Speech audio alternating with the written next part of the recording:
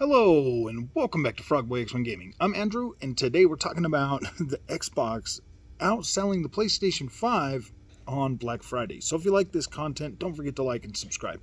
Now, I pretty much, kind of saw that while I was out there Black Friday.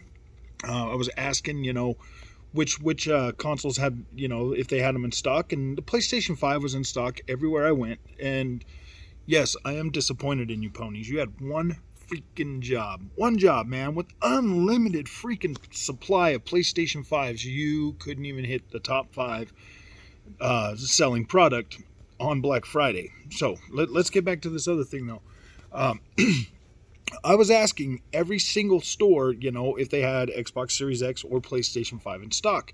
I was able to find 2 Xbox Series X's at the GameStop, my local GameStop, and they had like a ton of PlayStation 5s, the God of War bundle, both digital and freaking regular. The same with Best Buy. Best Buy had no. Best Buy did have.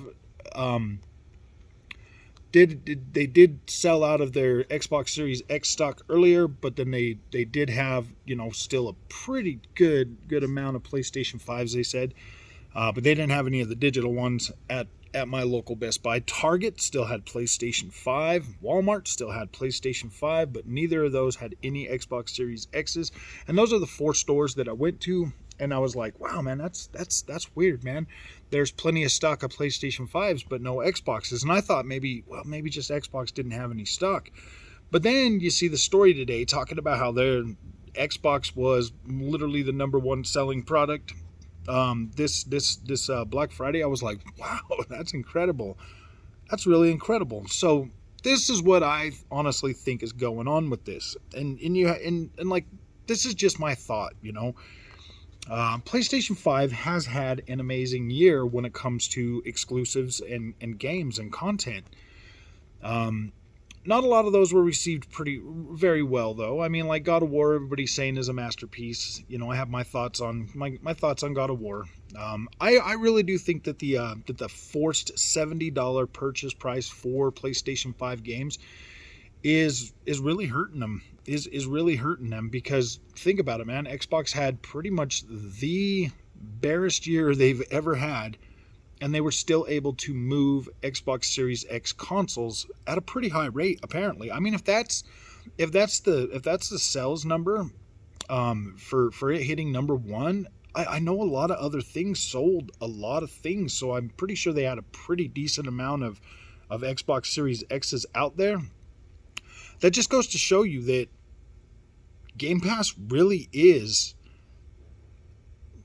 something that's on a lot of people's minds when it comes to gaming, especially with these times right now. Like, people are willing to fork out the $500 for the console, but $70 per game, and knowing that like Xbox is gonna have a really good year in 2023, I think that also has a lot to do with it, because we know some stuff that's coming to PlayStation 5, but it's going to be a heavy third-party exclusive year for PlayStation next year. Aside from PSVR, it's probably going to be pretty. It's going to be pretty interesting year next year, especially with all that content coming to Game Pass. I think the Game Pass is probably the major deciding factor. So. That's funny to say, but I think it is. I think it has a lot to do with it. So if you like this content, don't forget to like and subscribe, and I'll see you guys in the next one.